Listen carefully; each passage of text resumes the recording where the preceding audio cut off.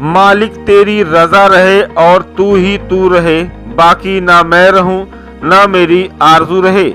फांसी के लिए जाने से पहले महान क्रांतिकारी राम प्रसाद बिस्मिल के मुंह से निकली यह शेर आजादी के दीवानों के सीने में जोश ही नहीं भरती, बल्कि यह अंग्रेजों की ताबूत की अंतिम कील साबित हुई।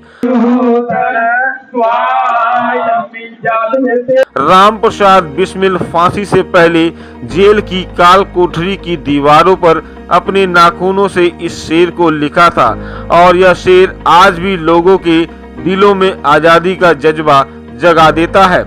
स्वतंत्रता संग्राम आंदोलन में काकोरी एक्शन के नायक पंडित राम प्रसाद बिस्मिल को गोरखपुर सेंट्रल जेल में 19 दिसंबर 1927 को फांसी दी गई थी। उन्हीं की याद में गोरखपुर सेंट्रल जेल में श्रद्धांजलि सभा, यज्ञ, हवन इत्यादि का आयोजन किया गया। काकोरी कांड के नायक पंडित राम प्रसाद बिस्मिल को लखनऊ के सेशन कोर्ट से फांसी की सजा सुनाई गई थी। उसके बाद उन्हें गोरखपुर जेल लाया गया, जहां पर उन्हें 19 दिसंबर 1927 को प्रातः 6:30 बजे फांसी दी गई।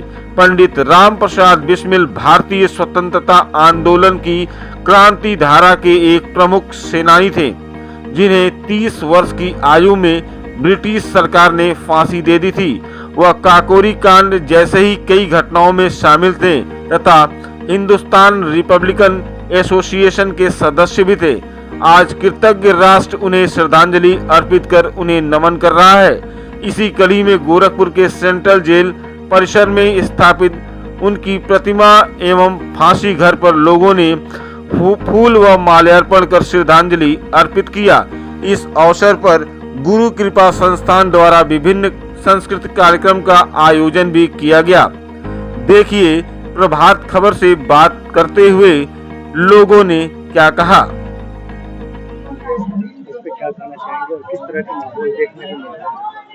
राम प्रसाद बिस्मिल जी की शहादत पूरे देश के लिए बहुत बड़ी शहादत है कि आज उन्होंने अपनी 27-26 साल की जवानी में यहाँ के फांसी के फंदे को चूमा और देश को अमर कर गए।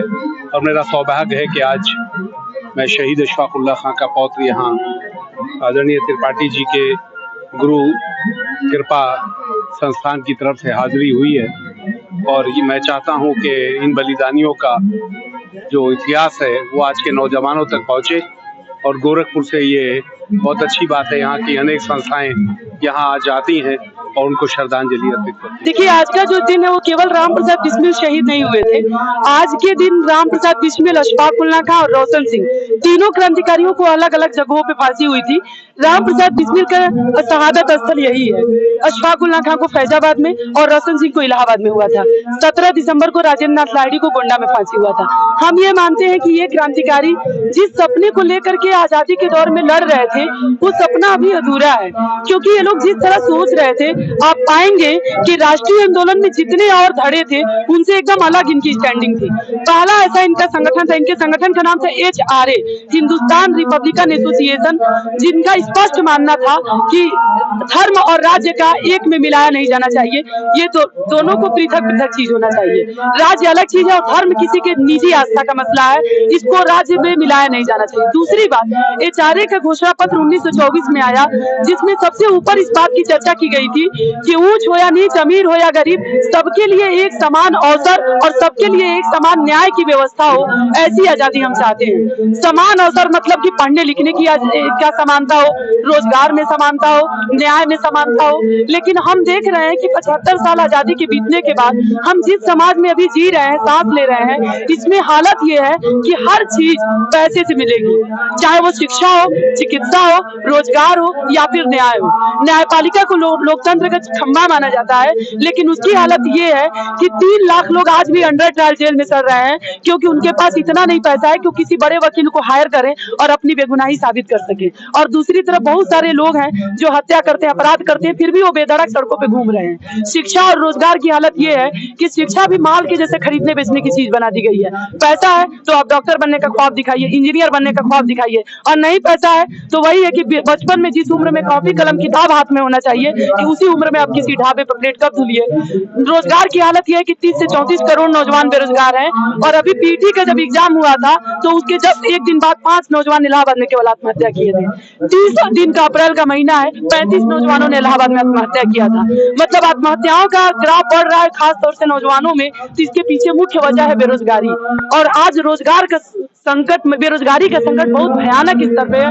हम मानते हैं कि इन क्रांतिकारियों के सपने अधूरे हैं और अगर इन सपनों को जाना समझा जाए तो बदलने के लिए हम नौजवानों की ही जिम्मेदारी है कि इनकी सच्चे रूप में श्रद्धांजलि भी हम इसी रूप में देते हैं कि इनकी विरासत को जाने और इनकी विरासत को ज्यादा से ज्यादा लोगों को परिचित कराएं और बदलने की लड़ाई में शामिल करें। आज 19 दिसंबर है और बहुत ही सुखद संयोग ये है, पंडित राम प्रसाद बिस्मिल 11 जून 1897 को जब शाहजहांपुर में जन्म लिए थे, उस समय भीमसेनी एकादशी, निर्जला एकादशी के रूप में जाना जाता था उनका जन्म। और जब उनका 19 दिसंबर 1927 को फांसी हुई थी तो पौष मास के कृष्ण पक्ष एकादशी के दिन उनको फांसी हुई थी। एकादशी के दिन जन्म और एकादशी के दिन बलिदान एक सुखद संयोग भारत माँ के लाल का है। और आज ठीक वही 95 साल बाद आज 19 दिसंबर है और एकादशी पौष कृष्ण मास है। ऐसे में पंडित राम प्रसाद बिस्मिल की इस बलिदान स्थली पर प्रातः 6:30 बजे सामूहिक शंखनाद और आरती के बाद पुष्पांजलि, श्रद्धांजलि और सुरांजलि का कार्यक्रम रखा गया है। इसके बाद सभी पूरे पूर्वांचल से आए हुए अनेक युवा रचनाकार कभी अपने कविताओं के माध्यम से, अपने विचारों के माध्यम से उस क्रांतिवीर अमर क्रांतिकारी अशफाक उल्लाह खान, राजेंद्र खिलाड़ी और पंडित राम प्रसाद बिस्मिल को श्रद्धासुमन अर्पित करेंगे। एक बार और बहुत महत्वपूर्ण है कि काकोरी घटना के अमर बलिदानी अशफाक उल्लाह खान के प्रपौत्र, उनका भी नाम अशफाक उल्लाह खान है। वो शाहजहांपुर से चलकर 2 दिन के लिए गोरखपुर आए हुए हैं और इस कार्यक्रम में आज उन्होंने बतौर मुख्य अतिथि भाग लिया है और उन्होंने पूरे जेल परिसर में बिस्मिल जी के व्यक्तित्व कृतित्व को देखा है और बिस्मिल और अशफाक के जो गठजोड़ आंदोलनकारी का रणनीति का हिस्सा है उसके बारे में काफी मंच से विचार साझा किया है। और आपका तमाम राष्ट्रभक्तों का इस मेले में आना शुरू हो गया है। एक बिस्मिल जी ने कहा था, यदि देश हित मरना पड़े मुझको शास्त्रों बार में, तो मैं स्पष्ट को ध्यान में लगाऊं कभी, इस भारतवर्ष में शतवार में कारण सदा ही मृत्यु का देशोपकारक कर। उन्होंने ख्वाहिश थी शहीदों की चिताओं पर लगेंगे हर वर्ष मेले, वतन में मरने वालों का यही बात पूछा होगा। आप देख सकते हैं इस बलिदान स्थली पर मेले का दृश्य पूरे पूर्वांचल से और पूरे देश से लोग यहाँ पर आए हुए हैं।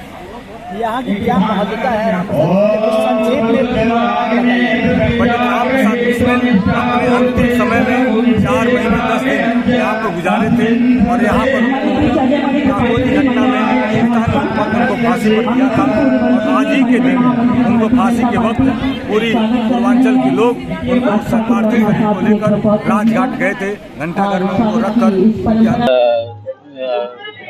बिस्मिल स्वतंत्रता संग्राम सेनानी बिस्मिल जी को आज के दिन फांसी दी गई थी जिला कारागार गोरखपुर में। तो उन्होंने जो आंदोलन चलाया वो उस आंदोलन ने भारतीय स्वतंत्रता संग्राम की गति को एकदम मोड़ दिया, क्योंकि पहले गतिविधियां सीमित लोगों तक थी। इस आंदोलन से आम जनता स्वतंत्रता आंदोलन से जुड़ी, जिससे हमारे स्वतंत्रता आंदोलन की परिधि काफी व्यापक हुई और आम जनता के जुड़ाव से हमारे देश को आज़ादी मिली। क्रांतिकारी गतिविधियों का समावेश हुआ, उससे आम जनता में स्वाधीनता संग्राम के संघर्ष के प्रति गहरा जुड़ाव पैदा हुआ। अभी जो कार्यक्रम हो रहा है उसके बारे में क्या? हाँ, संदेश जा रहा है? कार्यक्रम से बहुत अच्छा संदेश जा रहा है। समाज के विभिन्न वर्गों के लोग, विभिन्न क्षेत्रों के लोग आए हुए हैं, आसपास के जिलों के लोग भी हैं, गोरखपुर के लोग तो हैं ही, महाराजगंज, देवरिया और गोंडा बस्ती के भी लोग आए हुए हैं। तो बहुत अच्छा संदेश जा रहा है। महान क्रांतिकारी पंडित राम प्रसाद बिस्मिल जी की फांसी आज ही के दिन में गोरखपुर के जिला जेल में 1927 में हुई थी। पंडित राम प्रसाद बिस्मिल जी का पूरा जीवन माँ भारती के लिए समर्पित था। उन्होंने क्रांति की एक लौ को प्रज्वलित किया था। आज के दिन पर मैं भारतीय जनता पार्टी की तरफ से सभी देशभक्त नागरिकों की तरफ उनके श्री चरणों में विनम्र श्रद्धांजलि अर्पित करता हूँ। और मैं विशेष रूप से उत्तर प्रदेश के मुख्यमंत्री योगी आदित्यनाथ जी महाराज को धन्यवाद आभार प्रकट करना चाहता हूँ कि 3-4 वर्ष पहले जब हम लोग आए थे और जिला जेल में जब अंदर गए थे तो मेरे मन में एक जिज्ञासा थी कि बिस्मिल जी 4 महीना पहले यहाँ जेल में थे, वो कहाँ रहते थे। तो हम लोगों ने जाकर के उस बैरक को देखा था जहाँ 4-5 कमरे थे और जाकर के सायंकाल जब मुख्यमंत्री जी को हम लोगों ने बताया कि वो पूरा का पूरा 4-5 कमरे और उनका फांसी स्थल, अगर जेल की सुरक्षा अलग एक बाउंड्री बन जाए और ये अलग हो जाए तो एक देश के लिए युवाओं के लिए तीर्थस्थल जैसा होगा।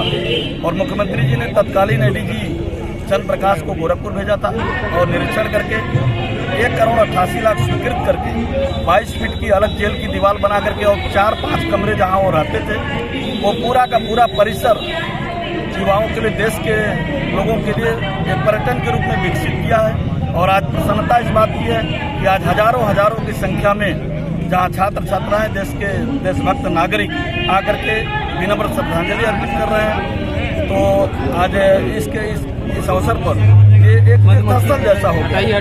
मैं आज के अवसर पर महान क्रांतिकारी पंडित राम प्रसाद बिस्मिल जी के श्री चरणों में आप सबकी तरफ से विनम्र श्रद्धांजलि अर्पित करता हूँ। प्रभातखबर.com, विश्वास वही, रफ्तार नहीं।